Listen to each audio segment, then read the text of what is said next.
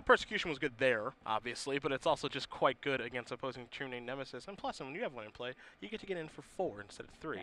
This is going to be a little bit of a difficult matchup, though, for Uppal. Punishing Jund is one of those decks that really does prey on fair decks very well. There's the whole Punishing Fire Grove of the Burnwillows engine can be pretty difficult for Esper to deal with. Well, you're going to see a Thoughtseize to start things off here, and while Rob does not have the Grove of the Burnwillows, he does have Punishing Fire. He's going to lose his Liliana. He's got a couple of lands there, among them a Wasteland and a Thoughtseize. Now, one thing about the Esper Deathblade deck is not too many basics in here, and by not too many, I mean 0. So Wasteland's going to be super good. Yeah, so there is a Life from Loam in the main deck for Punishing Jund. So a lot of times you see Jund really just grind out this game with Wastelands, Life from the Loams, Punishing Fires, Grove of the Burnwillows as its win condition. So let's take a look here. There's a bad land. It's going to follow up with a Thoughtseize. So Uppal's going to reveal his hand, and it looks like he has taken a mulligan this game. 1, 2, 3, 4, 5, 6 cards, a Swords, a Stoneforge, and a couple lands. Yeah, and normally you take the Stoneforge Mystic here, but Rob is going to go ahead and take the Swords to Plowshares. And that's because on this last turn he drew a Dark Confidant, so he wants to protect it from the potential removal spell. Uppal draws a Wasteland for the turn. However, he knows that Rob has a lot of lands in his hand, so probably not worth it to Wasteland on this initial turn. Probably best to just establish that Stoneforge Mystic, go search out your equipment, either a GTA or a Batterskull, and get to work that way.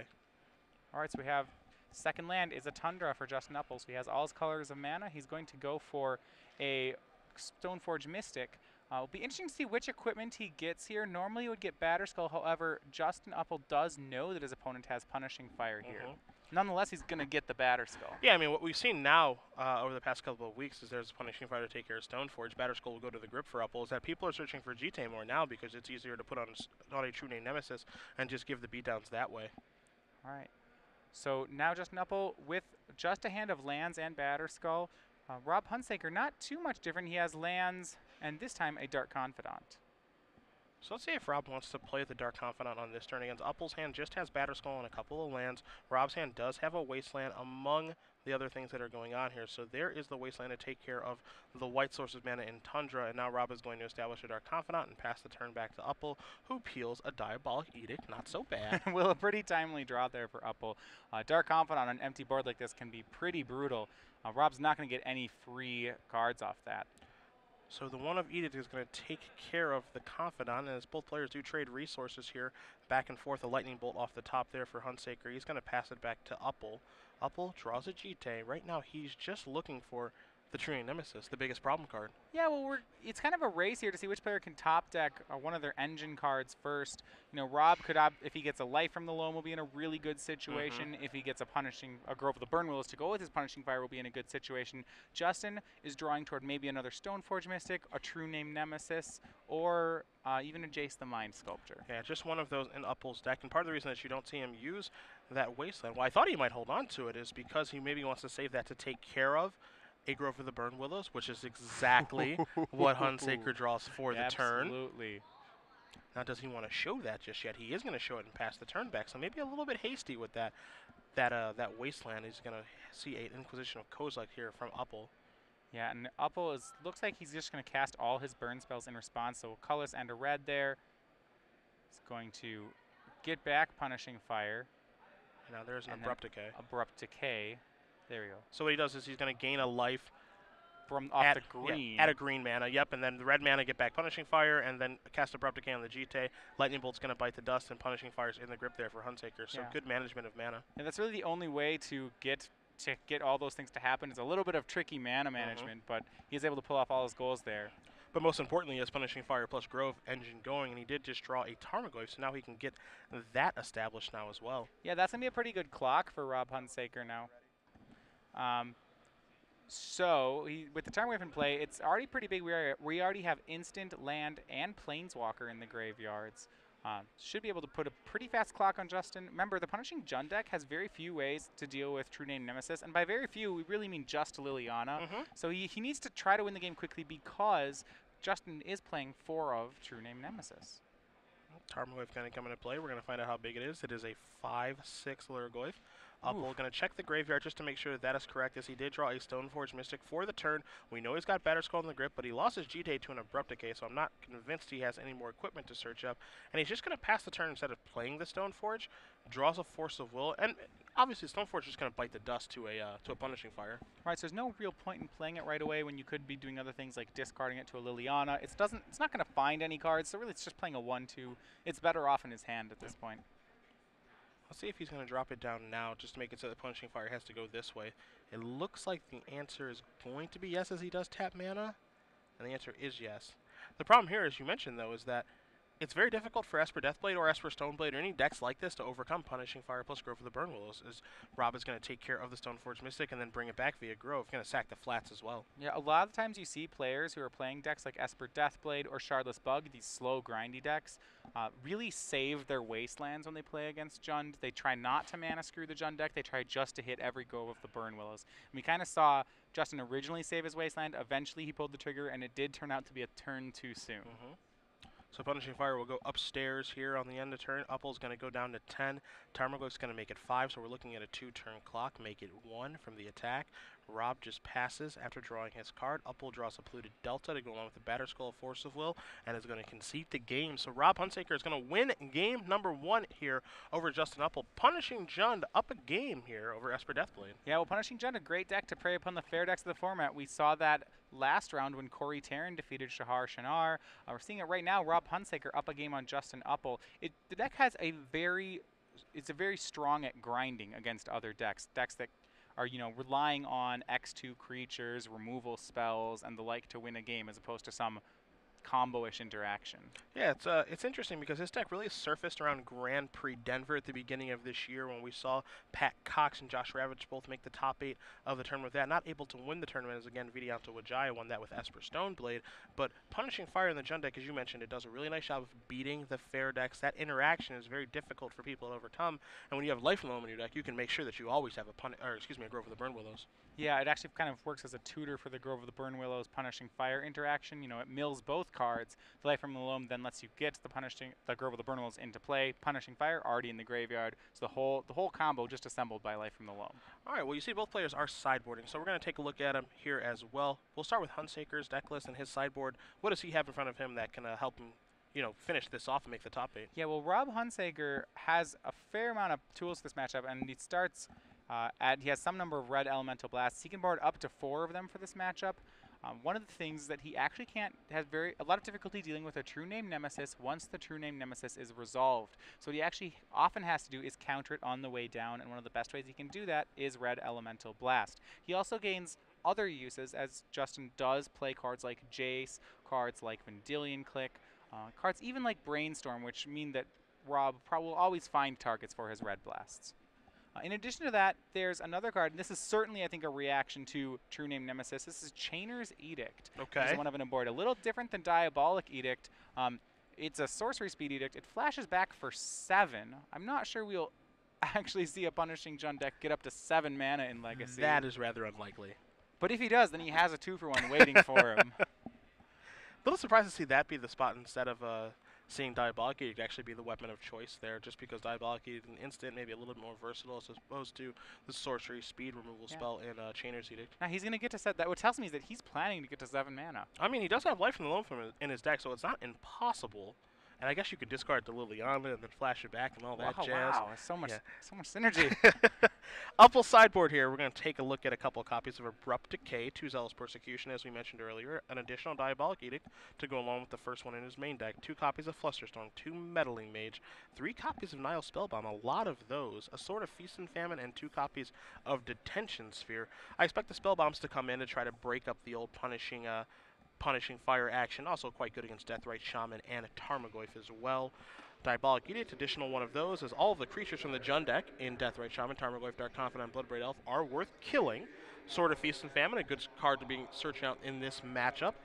And, I mean, Detention Sphere could be okay, takes care of Liliana, takes care of creatures, but does die to Abrupt Decay, so maybe we see that, maybe we don't. And then the Abrupt Decays that Juppel has of his own, pretty good too.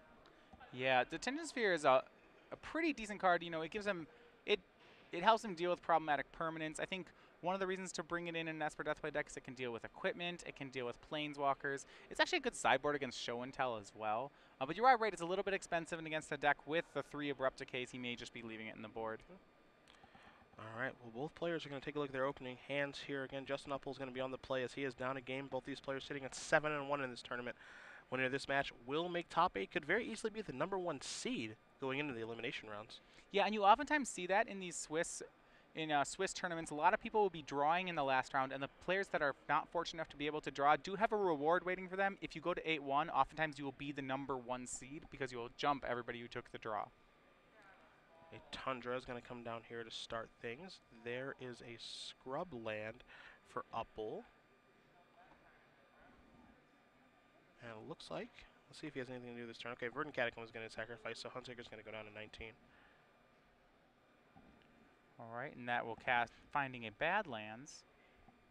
So no plays on turn 1 or 2 from Justin here means he's really settling into more of a control role in this matchup. And I think because he has access now to cards like Nile Spellbomb out of the sideboard, he can actually play more of a control game against Punishing Jund. There are things game 1 like Life from the Loam and Punishing Fire Grove with the Burn Willows that he has trouble dealing with, but after board he can actually relax into that control role. Dark Confidant will be sacrificed to a Diabolic using multiple copies of Source of Plowshares.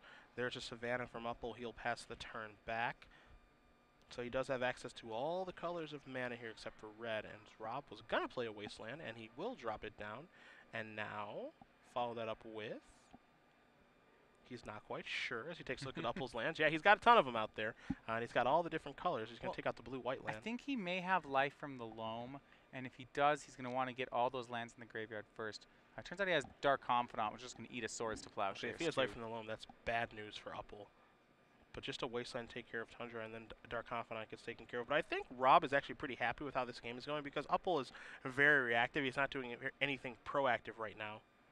Yeah, so actually, sorry, instead of Life from the Loam, he doesn't have that. He does have another 1 and a green spell, though, which is pretty powerful in this matchup. That's Sylvan Library. So let's see what Uppal's been holding here. He's got a Batter Skull, he's got a Detention Sphere, Swords, and a Marsh Flats. Yeah, my guess is that Rob's going to go ahead and take the Detention Sphere here.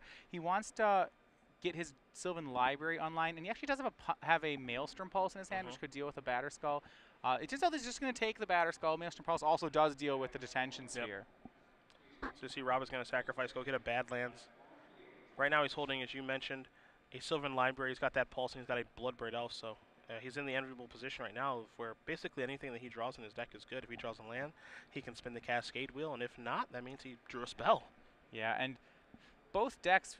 It's kind of interesting in this matchup. I actually think these decks are fairly similar in function and legacy. You know, I've often been referring to Esper Deathblade as the Jund of the format in Legacy. It's playing all the best cards, all the best removal, the no good cards package, which has a great sideboard. The Jund of Legacy, though, in this sense, is playing against actual Jund of Legacy. Yeah. And so it's, you know, who can make more 2-for-1s, who can play better cards. There's your Detention Sphere on your Sylvan Library.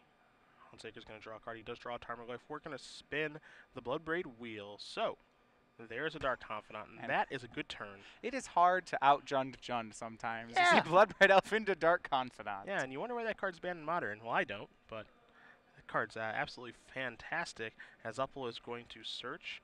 Probably going to go get a white source so he can take care of that Dark Confidant, furiously searching through his deck. He's got so many non-basics in there. You know that the Jund deck in Modern is very strong when you ban Bloodbraid Elf, and it continues to be the top deck in the format. The whole Jund strategy of 2 and 3 drop good cards, good removal has really just taken off with the printing of cards like Deathrite Shaman, Abrupt Decay, these really hyper efficient, powerful cards that are generic answers to things. Stoneforge Mystic, the draw here for Uppal. Looks like he's going to start with the Swords to take care of the Dark Confidant. And I think what we're likely going to see next is him deploying that Stoneforge Mystic, go search for an equipment. Right now, for the Esper Deathblade player, he needs to find a true name Nemesis. And he has 4 copies of that card in his deck, but he needs to find one and get that online because right now, he's just being outclassed. Yeah, Justin does find Umezawa's Jite with the Stoneforge Mystic, and he puts it into play. He had the option between sort of Feast and Famine and Jite, and it looks like he went for Jite there. He does have 3 of Rob's Dark Confidant set, but looks like he just wants to win the creature attrition that's going on here. Bloodbraid Elf going to come across, put Uppal down to 13. Of course, among Rob's lands, as you can see, there is a Grove of the Burn Willow. So if he does find a Punishing Fire, that engine is live. Pulse is going to take care of the GT, which means that Rob currently doesn't have an answer to the Batterskull. Yeah, well, the Batterskull's in the yard. It's what is he's not going to get his Sylvan Library back now. Originally, the Pulse, had Detention Sphere written on it. So Punishing Fire is going to take care of that.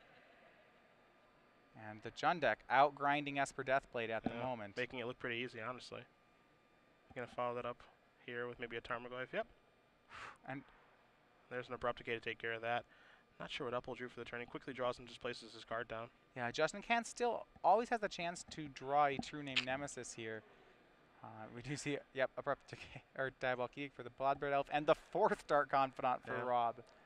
Uppal's going to play a Stoneforge Mystic, and he did not board in the Sword of Feast and Famine. Okay, so that would be why he got the GT last time. Both of his equipments are already in the yard. Yep. Now Punishing Fire is going to come back, and Rob has his engine online.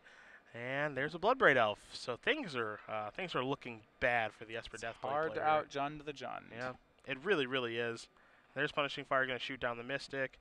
Bob's going to come across, going to put Uppal down to 8. And I'm trying to think of the best draw here. I mean, I guess the best draw is True Name, but he still has to contend with Bob at this point, so that's going to be really, really hard to do. There's a Wasteland, which is good.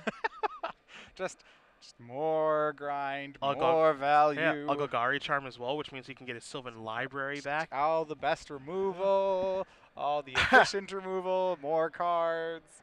This matchup doesn't seem like a lot of fun here for Esper Deathblade. Every time Rob draws a card, it's 2 more cards. Yeah. He just removes everything. Bloodbraid, spin it. All right, Thoughtseize you. Great, get your last card. Oh, it's a Vendilion Click. Okay. Yeah, that's pretty good here. He looks like he's going to get the Golgari Charm, which means Rob can't take back the Sylvan Library. Yeah, but Uppal's going to see an awesome hand, right? Of Wasteland, he's got the Golgari Charm, and then... That's Chainer's Edict, I believe. Yep. And all right, I would like to point out, there are 5 lands in play and a 6th one in his hand right now. You're right. I didn't think Flashback could be a thing, but you're right. Yeah, we thought it was ambitious to try to flashback Chainer's Edict, but it is a reality. No, it's easy. Yeah, Justin opted, I think, to take nothing out of Rob's hand. No.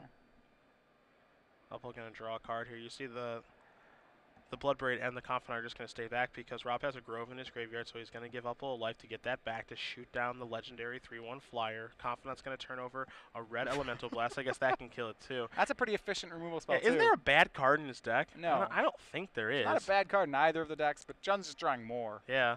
So there's your Punishing Fire. Get in for 5. Put you down to 4. Rob has an Abrupt Decay. He has it all, as it were. Swords to Plowshares off the top, not really going to do a ton. Uppal going to play a Flooded Strand and pass the turn back. And give me back that Punishing Fire, says Rob. Puts you up to 5. Confidant's going to turn over a card here momentarily. And it will reveal us a Marsh Flats. Yeah, and this should be good enough. He draws another fetch land, and this should attack for 5. Almost as lethal. Justin's going to Swords the Bloodbraid Elf, but it's probably just delaying the inevitable here. Yeah, Bob's going to put Uppal down to 3. I think he can just finish off this turn, right? He goes Punishing Fire you, puts you down to 1, puts you up to 2, Punishing Fire puts you down to none, and Rob Hunsaker is going to defeat Justin Uppal in 2 very decisive games, punishing Jund, currently 8-1, and moving on to the top 8. Yeah, the